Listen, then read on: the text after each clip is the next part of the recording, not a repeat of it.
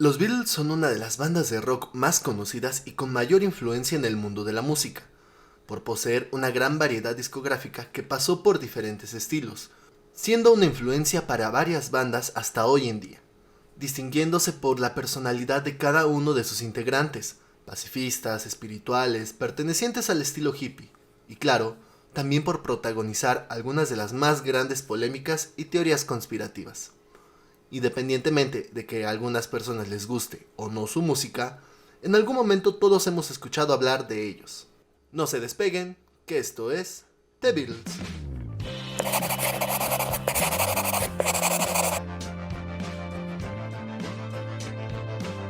Hey, ¿qué tal banda? Yo soy Alex Mars y sean bienvenidos una semana más a Pláticas de Algo y Café. Y pues bueno, esta semana vamos a hablar de una de las bandas más icónicas e influyentes de la historia de la música. Comencemos este viaje con un breve repaso histórico. Luego de la Segunda Guerra Mundial, el arte se dividía en nuevos estilos, entre ellos el pop art, que era un estilo que buscaba ser más accesible en sus audiencias, conociéndose como popular o pop, por llegar a los grupos más amplios en ese momento, que eran sobre todo las clases medias. Así, en este nuevo arte popular, en los años 50 comienza a surgir un nuevo género musical, conocido como el rock o rock and roll. Este género estaba influenciado por el blues, el folk y el country, géneros musicales destacados por escucharse por clases bajas y medias en aquel entonces, además de incorporar influencias del jazz, haciendo música con guitarras y bajos eléctricos, baterías y teclados, empezando a emerger figuras como Elvis Presley y Chuck Berry. Este nuevo género ganaría popularidad entre la juventud de aquella época. Es así que llegamos a 1956, donde encontramos una banda llamada The Quarrymen, influenciada por Elvis Presley y el estilo skiffle, un estilo de rock blues con instrumentos acústicos que se caracterizaba por ser un género que tocaban las clases más bajas al carecer de a lo mejor una guitarra eléctrica.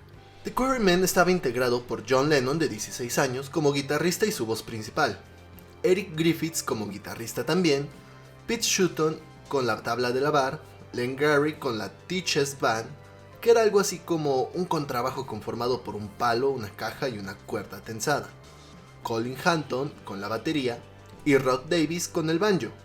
Esta banda, que quizá con instrumentos poco usuales a los de hoy en día, comenzaría a ganar popularidad poco a poco a nivel local, sobre todo por su interpretación de covers de canciones de rock, destacándose por el carisma y forma de ser de John Lennon. Lennon provenía de una familia de clase baja, nacido en una casa alquilada con sus abuelos, hasta que se fue a vivir con su tía Mimi, en una casa de clase media en Woolton, pero para poder mantener la casa debían de rentar una de sus habitaciones a estudiantes, razón por la cual John dormía en el suelo del comedor. En 1957, en una presentación de The Quarrymen en la iglesia de San Pedro de Woolton, John conocería a Paul McCartney, un joven de 15 años con un talento y una aspiración musical igual a la suya. McCartney provenía de un origen más marginal. Había nacido en una casa propiedad del Estado, donde tenían que compartir una letrina afuera de la casa, en un barrio de mala fama entre la clase media. Para 1955, la madre de Paul consiguió que el municipio les asignara una casa mejor, con un inodoro en el interior y en un mejor suburbio. Esto gracias a su trabajo como enfermera. Un año más tarde, en 1958, se uniría George Harrison con 14 años. Él también provenía de una familia de clase baja, nacido en una casa sencilla, igual perteneciente al Estado y con letrina compartida en el exterior. Su padre era conductor de autobús y su madre empleada de comercio. En 1950, su familia lograría que se le cambiara a una casa en el mismo vecindario que el de Paul, donde lo conocería. George y Paul habían acudido al mismo colegio, mientras que John había asistido a otro y había reprobado el examen de nivel 0, cerrándose así las puertas a la universidad. Con este trío de guitarristas, The Quarrymen fue dejando de lado el estilo skiffle para orientarse más hacia el rock and roll, interpretando más covers del momento e interpretando temas propios, algo que para el momento en las bandas que iban iniciando era inusual. Así, en 1958 alcanzarían una oportunidad para grabar su primer disco simple, pero el lanzamiento de esta banda se vería detenido repentinamente ante la muerte de la madre de John, Julia, hecho que acercaría más a Lennon y McCartney, quien también había perdido a su madre 2 años atrás, provocando que The Quarrymen quedara en un stand-by por ese año. En 1959, George Harrison lograría reunir de nuevo a The Quarrymen, esta vez uniendo a Ken Brown como cuarto guitarrista para tocar en el Casbah Coffee Club, uno de los tantos sótanos musicales donde se presentarían. Ese mismo año cambiarían el nombre por Johnny and the Moondogs, conformando el grupo solo por un trío de guitarras a cargo de Lennon, Harrison y McCartney. También se uniría como manager de la banda Alan Williams, propietario de uno de los clubes donde se habían presentado. En ese año participarían en un show televisivo de jóvenes talentos, donde conocerían a una banda llamada Rory Storm and the Hurricanes, con quienes ellos tres entablarían una amistad con Rory y con Ringo Starr, baterista de esa banda, con quienes mantendrían una cercanía. Este año se añadiría el que se conocería como el quinto Beatle, Stuart Sutcliffe, amigo de John, quien era pintor. En una ocasión que logró vender uno de sus cuadros, Lennon y McCartney lo convencieron de que con ese dinero comprara un bajo y se uniera a la banda, aunque no lo sabía tocar y era más por fines estéticos. En 1960 vuelve a surgir una oportunidad para la banda, cuando Alan Williams había logrado organizarles una serie de presentaciones en la ciudad portuaria de Hamburgo, Alemania. Sin embargo, tenían dos complicaciones de por medio. La primera era que tanto el nombre de The Quarrymen y de Johnny and the Moondogs eran precarios. La segunda era que tenían 3 guitarristas y un bajista, pero no contaban con un baterista. Existen 3 versiones sobre el origen del nombre.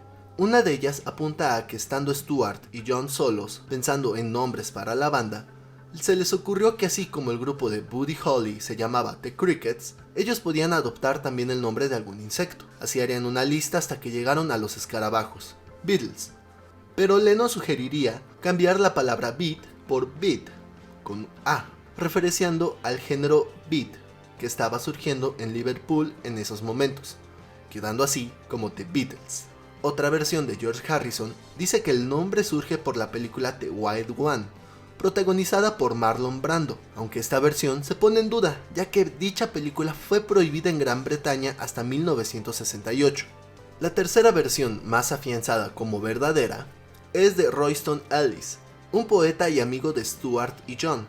Cuenta que se encontraban un día pasando el rato, cuando surgió la cuestión del nombre de la banda. John diría que se llamarían The Beatles, con doble E.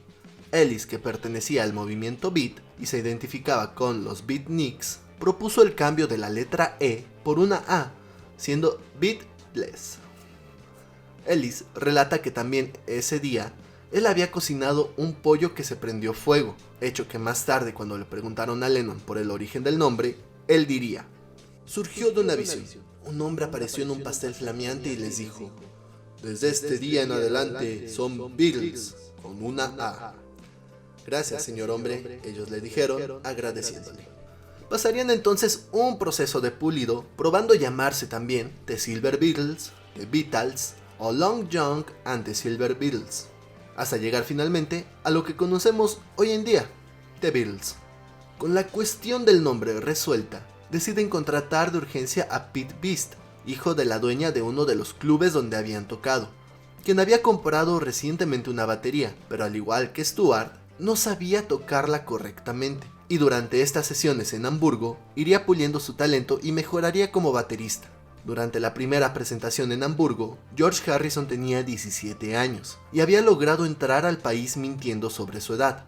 En Hamburgo, habían logrado presentarse en varios clubes que estaban a cargo de un sujeto llamado Bruno Koschmider, pero luego de que les ofrecieran actuar en el Top Ten Club y romper el trato de tocar para Koschmider, él revelaría la verdadera edad de Harrison y provocaría que lo deportaran de regreso a Inglaterra en noviembre de ese año. Una semana después, McCartney y Peter Best también serían deportados luego de que provocaran un mini incendio al colgar un preservativo con fuego en la habitación en que se hospedaban. Finalmente, Lennon regresaría a Liverpool a mediados de diciembre, mientras que Stuart Sutcliffe permanecería en Hamburgo, ya que se había enamorado de una joven fotógrafa de nombre Astrid Kircher, misma que cortaría el cabello a Stuart dándole el estilo icónico de los Beatles años más tarde. Luego de que Stuart dejara la banda, Paul McCartney asume el puesto de bajista, dando así la formación que conocemos de The Beatles. En 1961, comienzan a tocar para un club llamado The Cavern, en donde ganarían más popularidad en noviembre de ese año. Brian Epstein, dueño de una tienda de discos y columnista de música, se entusiasmaría al escucharlos y se propondría ser su representante, lo cual sería oficial hasta enero de 1962.